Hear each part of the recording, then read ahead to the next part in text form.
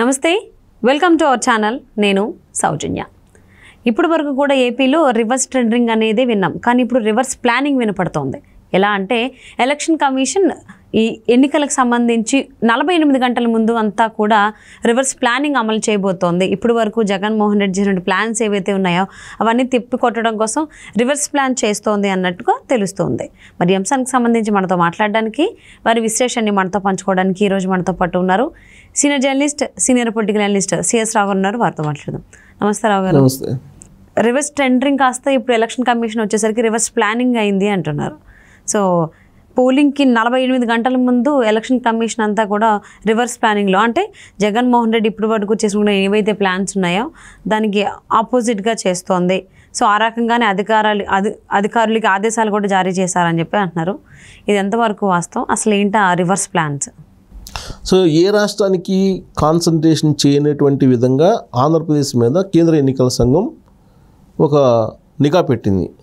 నిఘా పెట్టి చివరి 2 రోజులు, అది చాలా ఇంపార్టెంట్, ఆ చివరి 2 రోజులు ఆంధ్రప్రదేశ్లో ఏదో జరగబోతుంది, జరిగే అవకాశం ఉంది అనేటువంటి సమాచారాన్ని అందుకొని రివ్యూ మీటింగ్ పెట్టింది. రివ్యూ మీటింగ్ పెట్టి ఢిల్లీ నుంచి వర్చువల్ మీటింగ్ పెట్టి ఇక్కడ ఉండేటువంటి ఎన్నికల కమిషనరు, తర్వాత ఉన్నతాధికారులు సిఎస్తో కానీ వీళ్ళందరితో రివ్యూ మీటింగ్ పెట్టి ఫ్రీ అండ్ ఫెయిర్ ఎలక్షన్ జరగాలి, సింగిల్ ఇన్సిడెంట్ కూడా జరగకుండా మీరు నిష్పక్షపాతంగా ఎన్నికలు నిర్వహించాలి, పోలింగ్ నిర్వహించాలి. 48 అవర్స్, చివరి 48 అవర్స్ చాలా ఇంపార్టెంట్. ఆ 48 అవర్స్లో ఏ సంఘటన జరగకూడదు, ఏ సంఘటన జరిగినా మీరే బాధ్యత వహించాల్సి ఉంటుంది అని చెప్తూ దాదాపుగా ఒక 5 జిల్లాలకు సంబంధించినటువంటి కలెక్టర్లని, ఎస్పీలని ఒక సీరియస్గా సున్నితంగా మందలించి వదిలిపెట్టారు. మీరు కనుక పక్షపాతంగా వ్యవహరిస్తే మీ మీద వేటు వేయబడును అని చెప్పి చాలా సీరియస్గా సంకేతాలు ఇచ్చారు. ఒక 5 జిల్లాలను మేము ఐడెంటిఫై చేశాము. ఈ 5 జిల్లాల్లో సమస్యాత్మక, అతి సమస్యాత్మక ప్రాంతాలు ఉన్నాయి. అక్కడ ఇప్పటికీ ఇన్సిడెంట్స్ జరుగుతున్నాయి. ఆ ఇన్సిడెంట్స్ అలాగే కొనసాగితే ఆ ఎస్పీల మీద, ఆ కలెక్టర్ల మీద తీవ్రమైనటువంటి చర్యలు తీసుకుంటాము అని చెప్పి ఒక హెచ్చరిక కూడా జారీ చేయడం జరిగింది రివ్యూ మీటింగ్లో, వర్చువల్గా జరిగినటువంటి రివ్యూ మీటింగ్లో. మిగతా రాష్ట్రాల్లో లేనటువంటి పరిస్థితి ఒక ఆంధ్రప్రదేశ్లోనే ఉంది అనేటువంటి విషయాన్ని కూడా కేంద్ర ఎన్నికల కమిషనర్ ప్రస్తావించారు.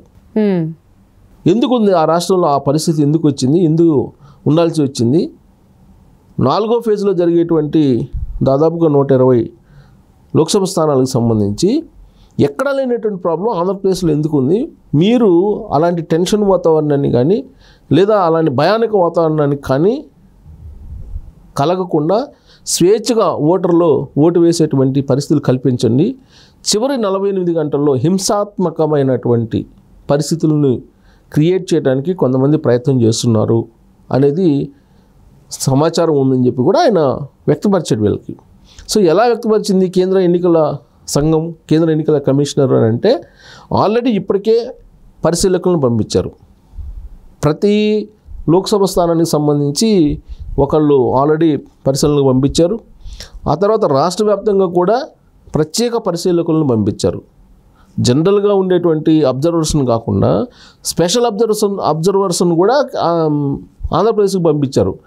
ఆ స్పెషల్ అబ్జర్వర్స్ ఇచ్చినటువంటి సమాచారం ప్రకారం డీజీపీ బదిలీ కూడా అందుకే జరిగింది. స్పెషల్ అబ్జర్వర్స్ ఎవరైతే ఉన్నారో ఈ స్పెషల్ అబ్జర్వర్స్ ఇచ్చినటువంటి నివేదిక ప్రకారం 5 జిల్లాలకు సంబంధించిన ఎస్పీలకి, 5 జిల్లాలకు సంబంధించిన కలెక్టర్లకి వార్నింగ్ కూడా ఇవ్వడం జరిగింది.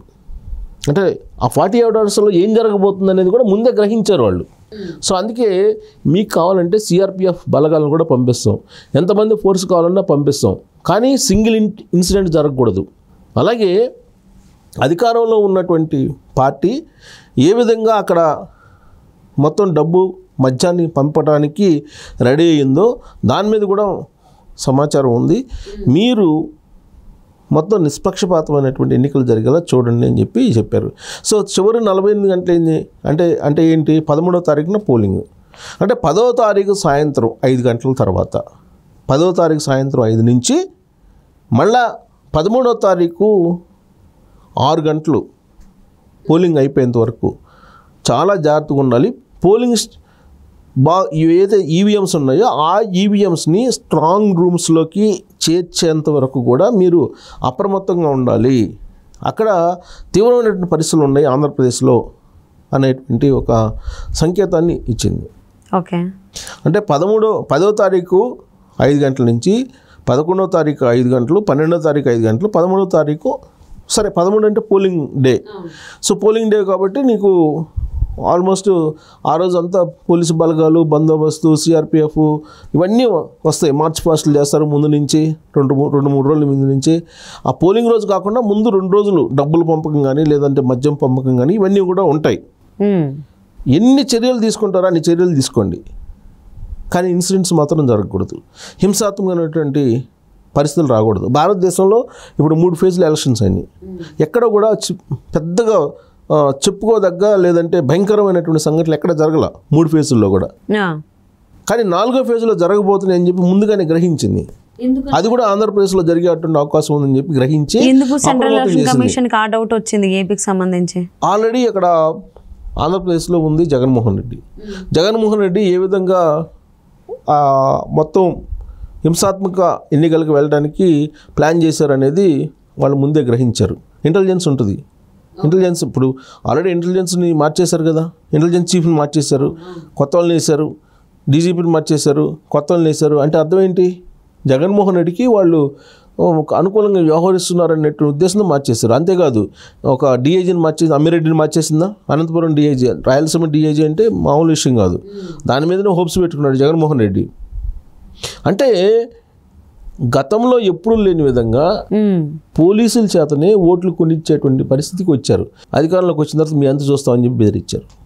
పోలీసులే బెదిరించిన సంఘటనలు బయటకు వచ్చాయి కదా, పోస్టల్ బ్యాలెట్ అప్పుడే. రేపు సాధారణ ఎన్నికలప్పుడు వాలంటీర్ల రూపంలోనో లేకపోతే వైఎస్ఆర్ కాంగ్రెస్ పార్టీ కార్యకర్తల రూపంలోనూ ఎన్ని బెదిరింపులు ఉంటాయి? ఇప్పుడు ఆల్రెడీ ఎన్ని ఇన్సిడెంట్స్ జరుగుతున్నాయి. రోజు 2-3 రోజుల నుంచి వరుసగా ఇన్సిడెంట్లే కదా, పల్నాడులో కానీ లేదంటే చిత్తూరులో కానీ. అవును, ప్రతిరోజు ఏదో ఒక ఇన్సిడెంట్ జరుగుతూనే ఉన్నాయి కదా, ఎవరొకరు తల పగలగొడుతున్నారు కదా.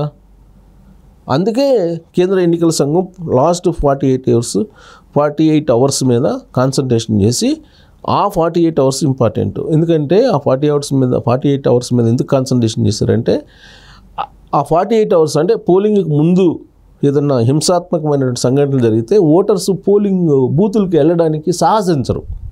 ఏదో గొడవలు అవుతుంది మనకెందుకు లేని కామ్గా ఉంటారు. సో వీళ్ళేంటి, ప్రభుత్వ వ్యతిరేక ఓటు ఉంది కాబట్టి ఎక్కువ మంది పొలం మంది ఓట్లు వేస్తారు కాబట్టి ప్రభుత్వంలో ఉండేటువంటి వాళ్ళు ఏం చేస్తారు, ఏదో ఒక హింసాత్మక సంఘటనలకు గురి చేస్తే భయపడి ఓటర్స్ రారు అనేటువంటి ఉద్దేశంతో. ఇప్పుడు మెయిన్ గెలుపు ఓటర్లు ఎవరి మీద ఆధారపడి ఉంటుంది? తటస్థ ఓటర్ల మీద ఆధారపడి ఉంటుంది. అవును, తటస్థ ఓటర్లు అనేవాళ్ళు వాళ్ళకి ఈ గొడవలు ఎన్ని నచ్చవు. ఈ గొడవలు ఉన్నప్పుడు మనకెందుకులే అన్నట్టుగా ఉంటారు. ఇప్పుడు హార్డ్ కోర్ వైసీపీ కానీ హార్డ్ కోర్ టీడీపీ కానీ ఎవరి పాటికి వాళ్ళు ఎన్ని గొడవలు ఉన్నా కానీ పోయి ఓట్లు వేస్తారు.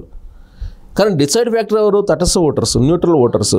సో వాళ్ళు వెళ్ళాలంటే అక్కడ వాతావరణం పీస్ఫుల్గా ఉండాలి. ఆ పీస్ఫుల్గా లేనప్పుడు వీళ్ళ సంఖ్య తగ్గుతుంది. ఆ సంఖ్య తగ్గాలని ప్రభుత్వంలో ఉండేటువంటి పార్టీలు కోరుకుంటుంది. ఎందుకు? ప్రభుత్వ వ్యతిరేకంగా. ఏదేమైనా కానీ ఇంటెలిజెన్స్ ఇచ్చినటువంటి రిపోర్ట్ బేస్ పైన ఎలక్షన్ కమిషన్ అయితే సెంట్రల్ ఎలక్షన్ కమిషన్ గట్టిగానే ఫోకస్ పెట్టింది ఏపీ ఎలక్షన్స్ పైన. సో మరి ఎంత జాగ్రత్తగా అవి నిర్వహిస్తారో చూద్దామండి. థ్యాంక్స్ సో మచ్ రావు గారు. Thank you.